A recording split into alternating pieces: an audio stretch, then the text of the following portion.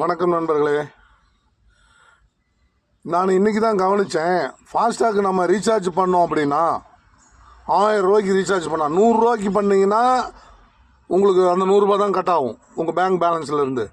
ஆனால் 100 ரூபாய்க்கு மேலே 200 ரூபாயிலேருந்து நீங்கள் 5000 ரூபா வரைக்கும் பண்ணிங்கன்னா கூட ஒரு தடவைக்கு 3 ரூபா அவன் காசு எடுக்கிறான். யார்? ஜிபேக்காரன், ஃபோன்பேக்காரன், பேடிஎம்காரங்க. இவங்க எல்லாருமே ஒரு தடவை ரீசார்ஜ் பண்ணும்போது 3 ரூபா எடுப்பாங்க உங்கள்கிட்ட. நீங்கள் 500 ரூபாய்க்கு ரீசார்ஜ் பண்ணிங்கன்னா உங்கள் அக்கௌண்ட் வந்து 503 ரூபா எடுப்பாங்க. 1000 ரூபாய்க்கு பண்ணிங்கன்னா 1000க்கு 3 ரூபா எடுப்பாங்க. நீங்கள் 5000 ரூபாய்க்கு பண்ணாலும் அதே 3 ரூபா எடுப்பாங்க.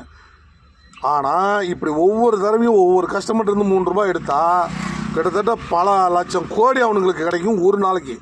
ஏன்னா இந்தியா முழுக்க இது வந்து இந்தியா முழுக்க இந்த மாதிரி நடக்குது. 1 ரூபா 2 3 ரூபாங்கிறது எவ்வளோ பெரிய விஷயம். எத்தனை லட்சம் பேர் ரீசார்ஜ் பண்ணிக்கிட்டே இருப்பாங்க. அதை ஒவ்வொருத்தருக்கும் இது 3 ரூபானா. ஆனால் இதுக்கு ஒரு விஷயம், ஒரு இது ஒன்று இருக்குது. இது எல்லாத்துக்கும் ஷேர் பண்ணுங்கள், அவங்களும் தெரிஞ்சுக்கிட்டோம். ஒன்றும் இல்லை, நீங்கள் 1000 ரூபாய்க்கு பண்ணுங்கள், 3000 ரூபாய்க்கு பண்ணுங்கள், 2000 ரூபாய்க்கு பண்ணுங்கள், 5000 ரூபாய்க்கு பண்ணுங்கள், எவ்வளோக்கு பண்ணாலும் சரி.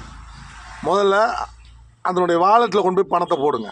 வாலெட்டில் 1000 ரூபாய்க்கு ரீசார்ஜ் பண்ணுறீங்க, ஒரு 5000 ரூபாய்க்கு ரீசார்ஜ் பண்ணுறீங்கன்னா 5000 ரூபாயை வாலெட்டில் போடுங்க. அந்த பிளாக் பக்கன்னா அந்த ஆப்புக்கு போனீங்கன்னா ரீசார்ஜ் அப்போ மேலே பார்த்தீங்கன்னா வாலெட்டில் உங்கள் பேலன்ஸ் எதுவும் இல்லைன்னு காட்டும். அதுக்குள்ளே போய் தொட்டு ரீசார்ஜ் பண்ணுங்கள். அப்போ அந்த 3 ரூபா பிடிக்க மாட்டாங்க. வாலெட்டுக்கு போட்டுருங்க. வாலெட்டுக்கு போட்டுட்டு வெளியில் வந்துட்டு மறுபடியும் ரீசார்ஜுக்குள்ளே போங்க.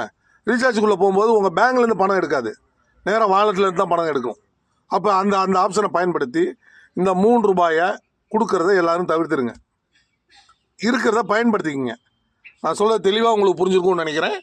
பிளாக் பக் ஆப்பில் இல்லை நீங்கள் எந்த பாஸ்டாக் வச்சுருக்கீங்களோ அந்த ஆப்பில் உள்ளே போயிட்டு நேரடியாக ரீசார்ஜ் அப்படின்னு கொடுத்தீங்கன்னா நேராக அது ஜிபேவுக்கோ இல்லை ஃபோன்பேவுக்கோ பேடிஎம்க்கோ போகும். அப்படி போச்சுன்னா அங்கேருந்து நீங்கள் ரீசார்ஜ் பண்ணிங்கன்னா 3 ரூபாய் எடுப்பான். அதே சமயம் அந்த மாதிரி போகாமல் அதே ஆப்பில் பாருங்கள், உங்கள் பேலன்ஸு 0 காட்டும். அது வாலெட்டு. அந்த வாலெட்டை டச் பண்ணி அதில் அமௌண்ட்டு போடுங்க. 1000 ரூபாயோ 2000 ரூபாயோ 5000 ரூபாயோ போடுங்க. போட்டுட்டு வெளியில் வந்துட்டு மறுபடியும் ரீசார்ஜுக்கு போங்க. ரீசார்ஜ் போனீங்கன்னா இப்போ உங்கள் பேங்க்லேருந்து பேலன்ஸ் கேட்காம ஆல்ரெடி ஏற்கனவே இருக்கிற வாலெட்லேருந்து எடுத்துக்கலாமான்னு கேட்கும். எடுத்துக்க சொல்லி கொடுத்துட்டிங்கன்னா அதுலேருந்து அப்படியே ரீசார்ஜ் ஆகிக்கும்.